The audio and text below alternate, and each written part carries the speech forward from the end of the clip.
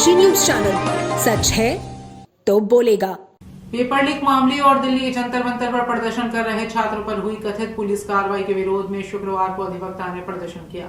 इसके बाद जिलाधिकारी कार्यालय पहुंचकर राष्ट्रपति के नाम संबोधित ज्ञापन सौंपा।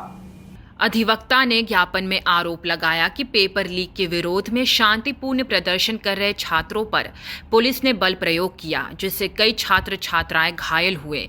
साथ ही कुछ पुलिस कर्मियों पर छात्राओं के साथ अभद्र व्यवहार करने के भी आरोप लगाए गए। ज्ञापन के माध्यम से अधिवक्ता ने मांग की कि पेपर लीक से प्रभावित छात्रों के परिवारों को आर्थिक सहायता प्रदान की जाए, पुलिस कार्रवाई में घायल छात्रों को उचित मुआवजा दिया जाए तथा मामले में आरोपित पुलिस अधिकारियों के खिलाफ निष्पक्ष और कड़ी कार्रवाई की जाए। ज्ञापन में केंद्र सरकार को बर्खास्त किए जाने की भी मांग उठाई गई। प्रदर्शनकारियों का कहना था कि छात्रों से जुड़े मामलों में निष्पक्ष जांच होनी चाहिए और उनकी समस्याओं का लोकतांत्रिक तरीके से समाधान किया जाना चाहिए। कांग्रेस नेताओं ने कहा कि छात्रों के भविष्य से जुड़े मुद्दों पर सरकार को गंभीरता से कदम उठाने चाहिए। प्रदर्शन के बाद अधिवक्ता प्रतिनिधि मंडल ने जिलाधिकारी के माध्यम से राष्ट्रपति के नाम ज्ञापन प्रेषित किया। नहीं चलेगी, नहीं चलेगी। महिला विरोधी ये सरकार नहीं चलेगी, नहीं चलेगी।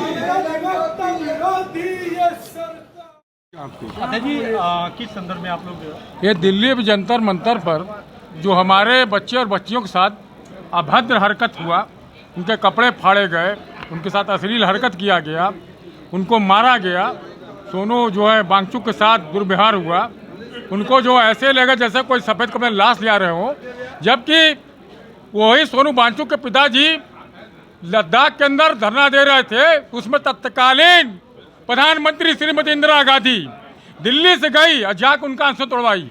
अरे उनसे बड़े भी नेता हो गए। हाँ भाई, जूस पिलाई की ना होता है, आंसर कैसे तोड़ता है?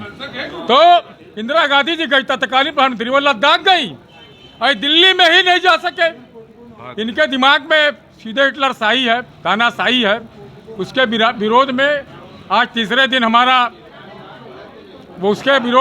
तीसरे दिन धरना चल रहा है और अनुत्तरत जारी रहेगा जब तक उन बच्चों को न्याय नहीं मिलेगा। क्या क्या मांगे रहेंगी? मांगे हमारा ये है कि नीट घोटाले की कायदे से जांच की जाए, उच्च स्तरीय जांच कराई जाए और उसका जो शिक्षा मंत्री है धीरेन्द्र प्रधान, उसका तत्काल इस्तीफा लिया जाए और जिन्होंने दुर्व्यवहार किया बच्चों के साथ, जो शांतिपूर्ण तरीके से धरना प्रदर्शन कर रहे थे, उनके साथ जो दुर्व्यवहार किया, वो सारे लोगों को चिन्हित करके तत्काल बर्खास्त किया जाए और उनके ऊपर इंडियन पैनल कोड की जो धाराएं हैं उनके हिसाब से उनको पर मुकदमा किया जाए, उनको जेल भेजा जाए।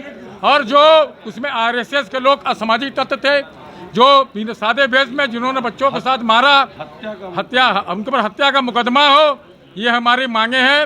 और जब तक ये मांग हमारा पूरा नहीं होगा ये धरना प्रदर्शन चलता रहेगा।